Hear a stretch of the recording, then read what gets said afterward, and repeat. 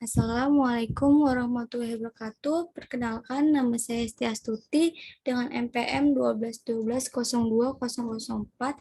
Di sini saya akan menjelaskan uji asumsi klasik. Uji asumsi klasik dilakukan terhadap model regresi yang digunakan dalam penelitian untuk menguji baik atau tidaknya model regresi tersebut. Dalam penelitian ini, uji asumsi klasik digunakan untuk menguji bahwa analisis regresi bebas dari asumsi klasik seperti normalitas, multikolonialitas, dan heteroskedasitas. Uji normalitas bertujuan untuk menguji apakah dalam model regresi variabel pengganggu atau residual memiliki distribusi normal atau tidak. Uji multikolonialitas bertujuan untuk menguji apakah pada model regresi ditemukan adanya korelasi antar variabel bebas atau independen.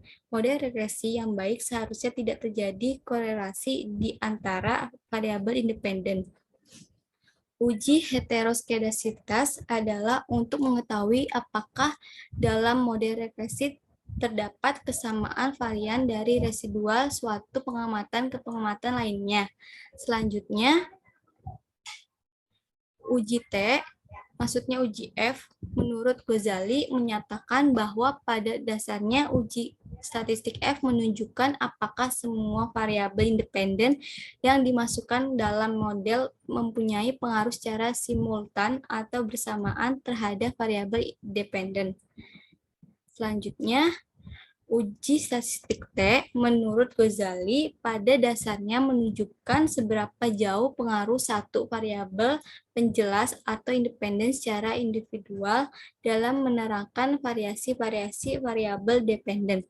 Uji signifikan T digunakan untuk mengetahui pengaruh secara parsial atau berhubungan variabel independen terhadap variabel dependen. Nah, selanjutnya kita ke aplikasi SPSS. Nah, setelah muncul datanya seperti ini, kita masih pakai data yang kemarin, sama seperti video sebelumnya. Di sini kita lihat, di total B-nya ini kemandirian belajar, total M-nya ini motivasi berprestasi, total W-nya ini prestasi praktikum. Nah, selanjutnya kita klik analis, regression, linear. Nah, di dependennya ini kita isi dengan total W atau sama saja prestasi praktikum. Yang di independennya ini kita isi kemandirian belajar atau total B, dan motivasi berprestasi atau total M. Nah, lalu kita klik statistik. Di sini kita checklist yang coloniality, lalu kita klik continue, kita klik bold.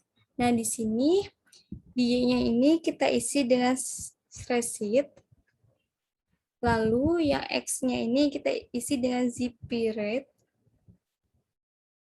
Setelah itu kita klik continue, kita klik save.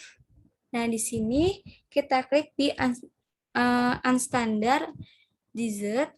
Lalu kita klik continue, kita klik OK. Nah, setelah itu kita cari uji normalitasnya, kita klik analis, non-parametric test, lalu kita klik regresi dialog, lalu kita klik sampel KS. Nah, di sini di tes variable list kita isi dengan unstandard desert, lalu kita klik OK. Nah, setelah muncul seperti ini, di sini kita lihat di uji normalitasnya.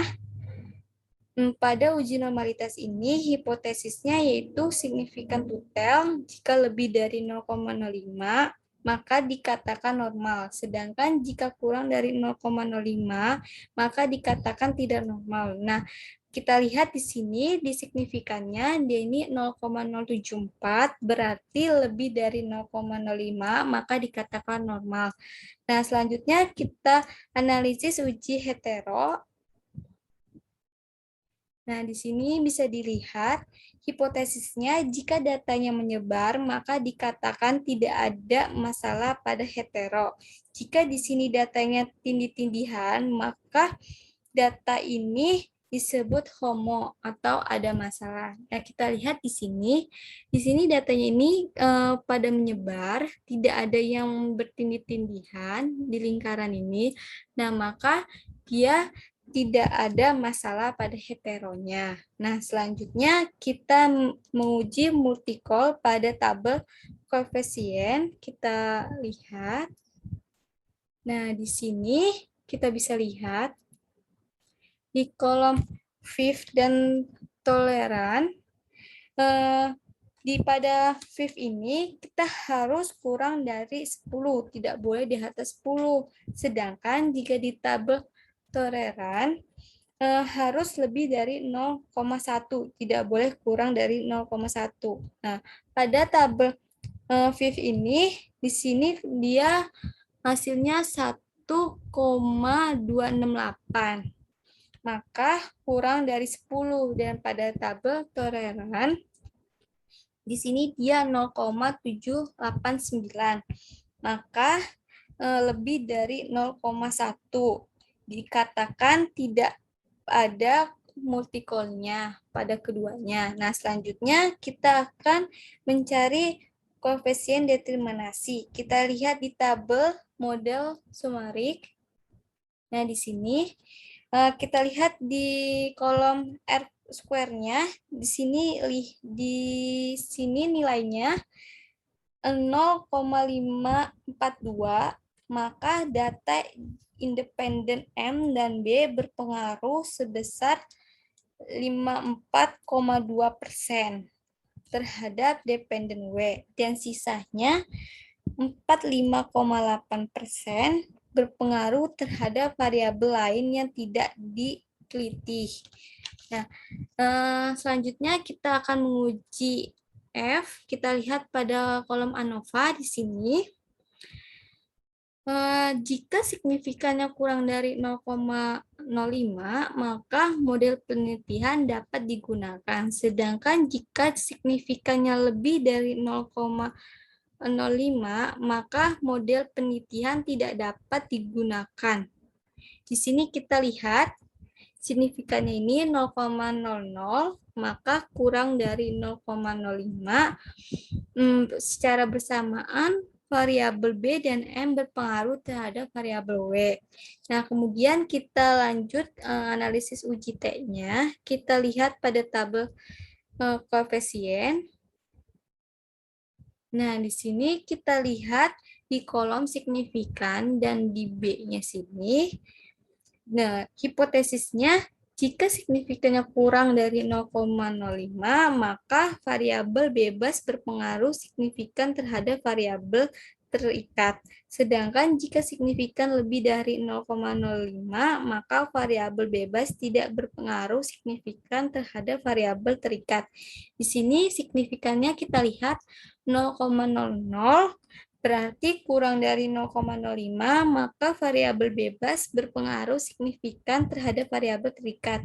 Kita lihat di kolom B-nya. Di sini hasilnya dia positif, di mana semakin besar motivasinya, semakin besar juga prestasinya. Jika motivasinya semakin kecil, maka semakin turun prestasinya. Di sini kita bisa lihat semua positif ya. Kemandirian belajar, motivasi berprestasi. Kemudian pada hasil ini dapat diterapkan jika kemandirian belajar dan juga motivasi sangat berpengaruh pada prestasi. Nah, sekian penjelasan dari saya. Selebihnya mohon maaf. Wassalamualaikum warahmatullahi wabarakatuh.